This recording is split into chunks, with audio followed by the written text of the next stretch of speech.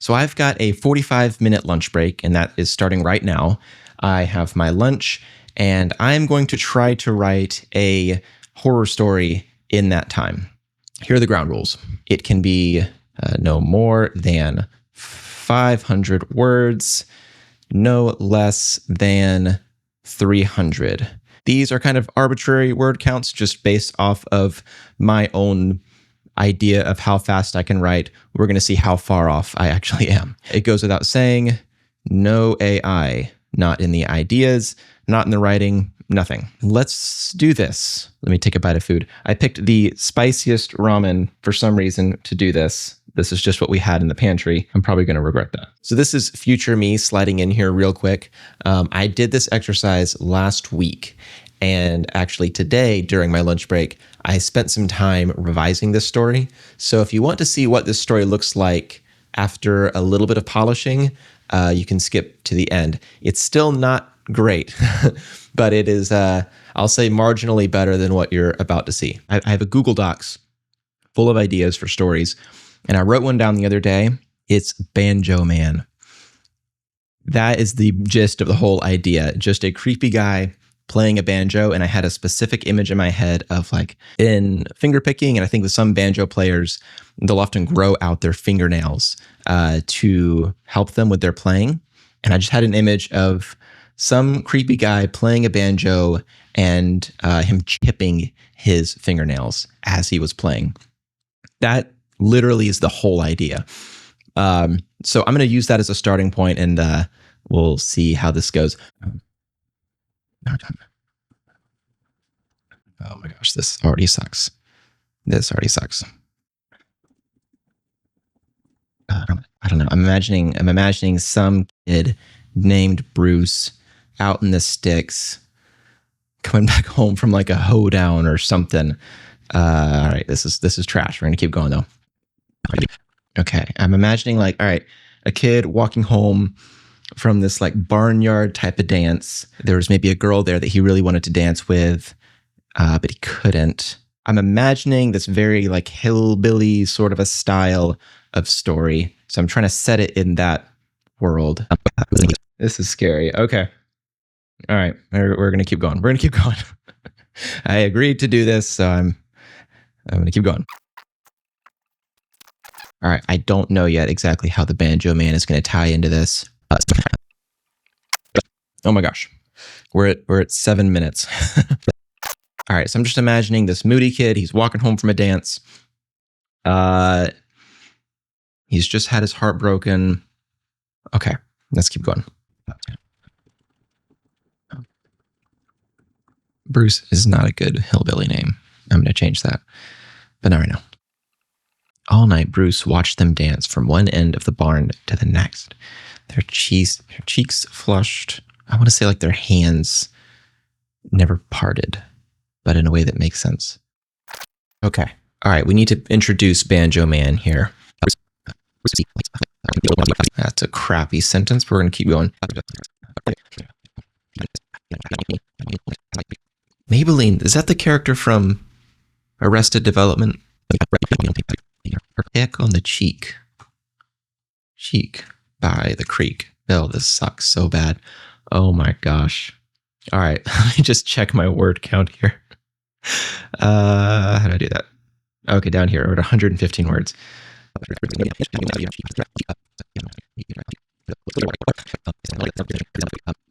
I have not eaten a single bite of food in the last 5 minutes.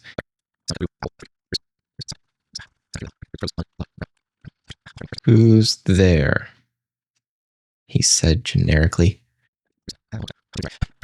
It was a man squatting in the water, like I don't know what. I want to say it's like something, but I don't know what to compare a squatting man in the water to right now. It was a man squatting in the water, holding a banjo.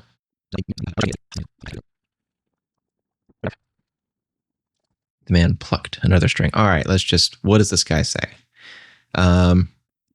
You got eyes for Maybelline.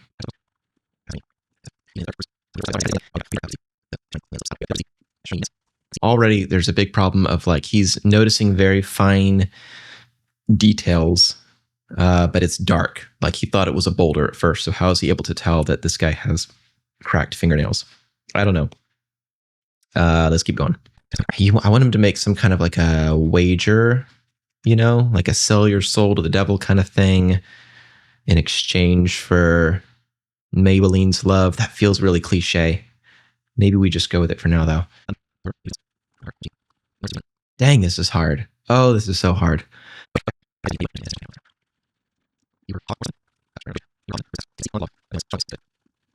I don't know if I want to do a thing where it makes her fall in love with him. I think I want to do something different. I'm going to keep this line though. You can sing the song, you'll have her heart. Okay, we're at 426 words. I want to have like him leave and then come back. I don't have time for that.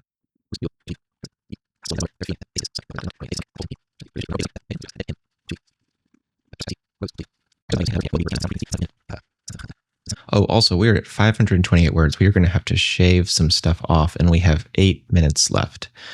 Oh, my word. I need to use actual good verbs here. What came out of his mouth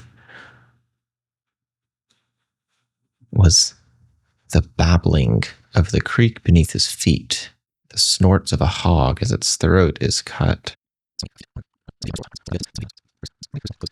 Bruce closed his eyes and tried to wish the song away. Okay, so Bruce trades places with Teddy. That's what I'm going for here. That like he accepts the Banjo Man's challenge and swaps places. So now I don't really know what happens to Teddy though. I definitely don't have time to explain that. This is seeming very obsession-like. Okay, we're at 600 words exactly, so this is too long. We got to get rid of some stuff. We got 2 minutes. Oh my word. We got to delete some stuff. Oh my word. We're at 1 minute. Oh gosh.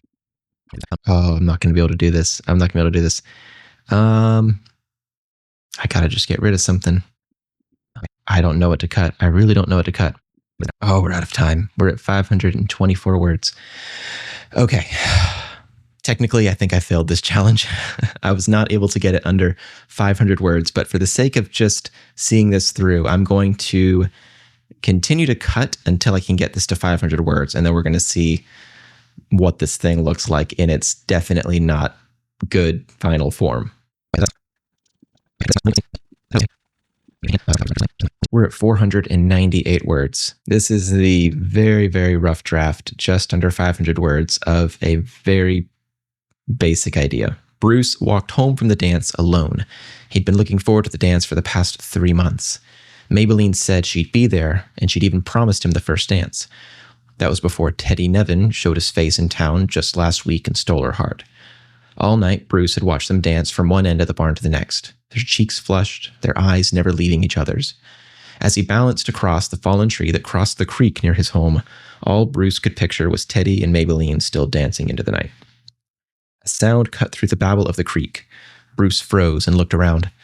At first he saw nothing, just the moonlight glinting off the water and the gentle swaying of the tree branches. Then he saw it. There was a shape in the water. At first Bruce thought it was a boulder. Then he heard the sound again. It was the pluck of a banjo string. Who's there? It wasn't a boulder. It was a man squatting in the water holding a banjo. The man plucked another string. "You got eyes for Maybelline," the man said with a voice that bubbled like the creek. The banjo was plucked again, and now Bruce saw the man's fingernails, 3 inches and cracked at the edges. "Known her since she was a young'un," the man said as he plucked a little faster now. "You her pa or something?" Bruce asked, taking a seat on the log and putting on as strong a voice as he could. "Something like that," the banjo man said. or something not like that at all. The banjo man's fingers began plucking frantically at the strings, his other hand dancing across the fretboard. If you can sing the song, you'll have her heart. Bruce shifted on the log. His ma would be expecting him home by now. What song? You ain't gotta worry about that, the banjo man said. You just gotta sing. Bruce knew he should leave. There was a knot growing at the base of his stomach that begged him to leave. Then he saw Ned and Maybelline's red cheek. Ned. His name ain't Ned, his name's Teddy. Or is it Ned? Oh my gosh, Teddy. Teddy Nevin. Then he saw Teddy and Maybelline's red cheeks and wide smiles, and he opened his mouth not knowing what he would sing.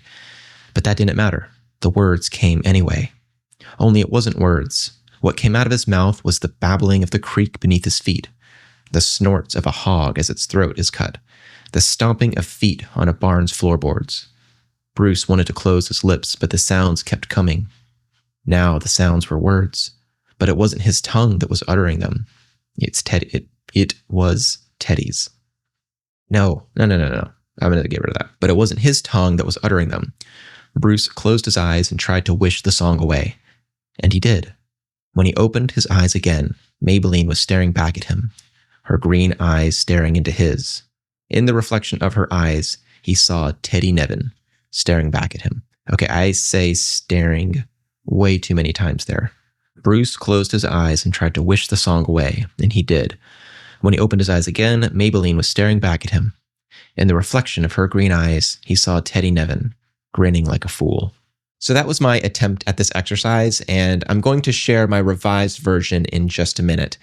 But the whole reason that I wanted to share that really rough first draft is that I wish that that was something that more authors did, where they always talk about just make that first draft as bad as possible. Just get words onto paper, but they never really show what that looks like, and for good reason, because it's really bad. But I wanted to do that, partly to help me not feel so self-conscious about my first drafts, but then also just hopefully to encourage somebody out there that your first draft can be really rough, and then you can make it better. So before I share that revised version, just a quick overview of what I changed. The ending is still very cliched, but I think it's slightly less cliched than it was before. I think it has a little bit more of an edge to it, a little bit more bite. I made quite a few just wording tweaks to help make the writing as snappy as possible and to shave off some words. I also changed the main character's name from Bruce to Joseph because I kept picturing Bruce Campbell in my head, and that's not exactly the vibe that I was going for. Also, I just found out that Maybelline is most commonly known as like a cosmetic brand, so I shortened her name to Mabel. Anyhow, take a look at the revised version and let me know what you would have changed about it. Joseph walked home from the dance alone. Ever since Mabel had promised him the first dance, he'd counted down the days, and now the day had passed and the night was cold. Mabel had forgotten her promise as soon as Teddy Nevin showed his face in town just last week. All night, Joseph had watched them dance from one end of the barn to the other, their cheeks flushed, their eyes locked. As he bounced across the fallen tree that crossed the creek near his home, all Joseph could picture was Teddy and Mabel still dancing into the night. A sound cut through the babble of the creek. Joseph froze and looked around. At first, he saw nothing, just the moonlight glinting off the water and the gentle swaying of the overhanging branches. Then he saw it. There was a shape in the water, a boulder, perhaps. Then he heard the sound again. It was the pluck of a banjo string. Who's there? Moonlight broke through the trees and fell on the shape. It wasn't a boulder. It was a man, squatting in the creek, holding a banjo. A smile of red lips and black teeth spread across the man's face as he returned Joseph's stare and plucked another string. You got eyes for Mabel? The man said, his voice as thin as a razor. Another pluck. The man's fingernails were 3 inches long and cracked at the edges. With every pluck, the cracks grew deeper. Knowed her since she was a young'un, the man said, plucking a little faster now. You her pa? Joseph asked, putting on a strong voice. Something like that, the banjo man said, or something not like that at all.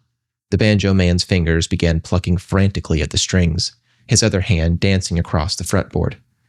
The banjo was out of tune, and there was no melody to the song, but there was rhythm, a feverish, galloping rhythm. If you can sing the song, You'll have her heart. Joseph shifted on the log. What song?